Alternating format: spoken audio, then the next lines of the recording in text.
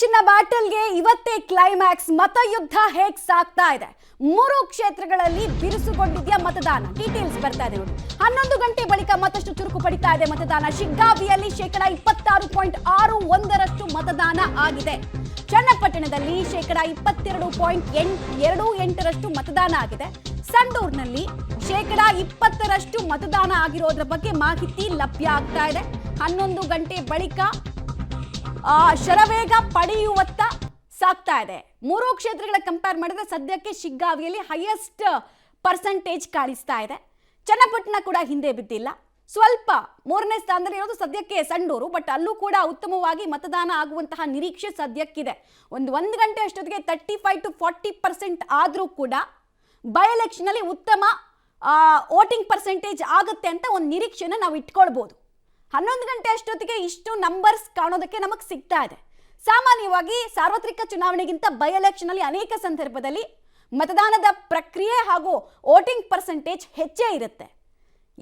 ಕೆಲವು ಕಡೆ ಮಾತ್ರ ಬೈ ಎಲೆಕ್ಷನ್ ಸಂದರ್ಭದಲ್ಲಿ ಊರಿಂದ ಊರಿಗೆ ಹೋದವರು ಬರೋದಕ್ಕಾಗದೆ ಸ್ವಲ್ಪ ಅಲ್ಪ ಪ್ರಮಾಣದ ವೋಟಿಂಗ್ ಪರ್ಸೆಂಟೇಜ್ ಕುಸ್ತಿರೋದು ಬಿಟ್ರೆ, ಸಾಮಾನ್ಯವಾಗಿ ನಾವು ಸಾರ್ವತ್ರಿಕ ಚುನಾವಣೆಗಿಂತ ಹೆಚ್ಚು ಸಸ್ಪೆನ್ಸು, ಹೆಚ್ಚು ಕ್ಯೂರಿಯಾಸಿಟಿ ಕ್ಷೇತ್ರದ ಜನರಿಗೆ ಇರೋದ್ರಿಂದ ಜನ ಬರ್ತಾರೆ. ಅದರಲ್ಲೂ ಕೆಲ ಕಡೆಗಳಲ್ಲಂತೂ ಗ್ರಾಮ ಪಂಚಾಯತ್ ಎಲೆಕ್ಷನ್ ರೀತಿ ಜಿದ್ದಾಜಿದ್ದಿ ಇರುತ್ತೆ. ರೈಟ್, ಡೀಟೇಲ್ಸ್ ಕೊಡೋದಕ್ಕೆ ನಮ್ಮ ಇಬ್ಬರು ಪ್ರತಿನಿಧಿಗಳು ನೇರ ಸಂಪರ್ಕದಲ್ಲಿ ಜಾಯ್ನ್ ಆಗ್ತಾ ಇದ್ದಾರೆ. ಚನ್ನಪಟ್ಟಣದಿಂದ ಸುಕೇಶ್ ಇದ್ದಾರೆ, ಸಂಡೂರಿನಿಂದ ಮುಕ್ಕಣ್ಣ ಕತ್ತಿ ಇದ್ದಾರೆ. ಮೊದಲನೇದಾಗಿ ಚನ್ನಪಟ್ಟಣಕ್ಕೆ ಹೋಗೋಣ. ಸುಕೇಶ್, ಸದ್ಯಕ್ಕೆ ಮತದಾನದ ಪ್ರಕ್ರಿಯೆ ಹೇಗೆ ಸಾಗ್ತಾ ಇದೆ? ಜನ ಬರ್ತಾ ಇದ್ದಾರಾ ಪೋಲಿಂಗ್ ಬೂತ್ಗೆ? ಏನ್ ಹೇಳ್ತಾ ಇದ್ದಾರೆ? ಎಷ್ಟು ಉತ್ಸಾಹ ಕಾಣಿಸ್ತಾ ಇದೆ ಇಲ್ಲಿ ತನಕ? ಮಮತಾ, ಚನ್ನಪಟ್ಟಣದಲ್ಲಿ 10 ಗಂಟೆಯ ನಂತರ ಸ್ವಲ್ಪ ಮತದಾನ ಬಿರುಸು ಪಡೆದುಕೊಂಡಂತೆ ಕಾಣಿಸ್ತಾ ಇದೆ. ಮೊದಲ 2 ಅವರಲ್ಲಿ 10% ಮಾತ್ರ ಮತದಾನವಾಗಿತ್ತು. ವಿಶೇಷವಾಗಿ ಚನ್ನಪಟ್ಟಣ ಅತಿ ಹೆಚ್ಚು ಹಾಲನ್ನು ಉತ್ಪಾದನೆ ಮಾಡುವಂಥ ತಾಲೂಕು. 2,35,000 ಲೀಟರ್ ಹಾಲನ್ನು ಪ್ರತಿದಿನ ಹಾಕ್ತಾರೆ ಇಲ್ಲಿನ ರೈತರು ಕೂಡ. ಹಾಗಾಗಿ ಸಹಜವಾಗಿ ಹೈನುಗಾರಿಕೆಯ ಸಮಯ ಅದು, ಮತ್ತು ಸಂಜೆ ಕೂಡ 4ರಿಂದ 5:30 ಮತದಾನ ಸ್ವಲ್ಪ ಡೌನ್ ಆಗ್ಬೋದು ಅಂತ ಲೆಕ್ಕಾಚಾರ ಇತ್ತು. ಕೆಲವು ಕಡೆಗಳಲ್ಲಿ ದೃಶ್ಯ ಅಂದರೆ ನಾನೀಗ ಬಂದಂಥ ಇನ್ನೊಂದು ಶಾಲೆಯ ಸಮೀಪ ಬಂದಿಲ್ಲ, ಒಂದು ಸಣ್ಣ ಮಟ್ಟಿಗಿನ ಕ್ಯೂ ಅಷ್ಟೇ, ಒಂದು 3-4 ಜನ ನಿಂತಂತೆ ಕಾಣಿಸ್ತಾ ಇದೆ. ಆದರೆ ಇನ್ನು ಕೆಲವು ಕಡೆಗಳಲ್ಲಿ ಸಾಕಷ್ಟು 30-40 ಜನ ಕ್ಯೂಗಟ್ಟಿ ನಿಂತಂಥ, ಸಾಲುಗಟ್ಟಿ ನಿಂತಂಥ ಒಂದಷ್ಟು ದೃಶ್ಯಾವಳಿಗಳು ಕಾಣಿಸ್ತಾ ಇತ್ತು 10 ಗಂಟೆಯ ನಂತರದಲ್ಲಿ.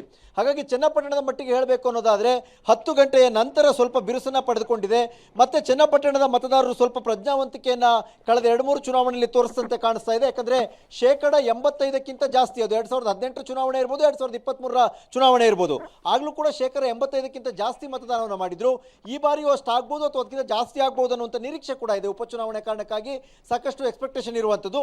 ಹಾಗಾಗಿ ಎಷ್ಟಾಗುತ್ತೆ ಅನ್ನುವಂಥ ಕುತೂಹಲ ಇದೆ. ಆದರೆ 10 ಗಂಟೆಯ ನಂತರ ಚನ್ನಪಟ್ಟಣ ವಿಧಾನಸಭಾ ಕ್ಷೇತ್ರ ವ್ಯಾಪ್ತಿಯಲ್ಲಿ ಮತದಾನ ಬಿರುಸನ್ನು ಪಡೆದುಕೊಂಡಿದೆ ಅನ್ನುವಂಥ ದೃಶ್ಯಗಳಂತೂ ಕಂಡು ಬರ್ತಾ ಇದೆ. ಮಮತಾ.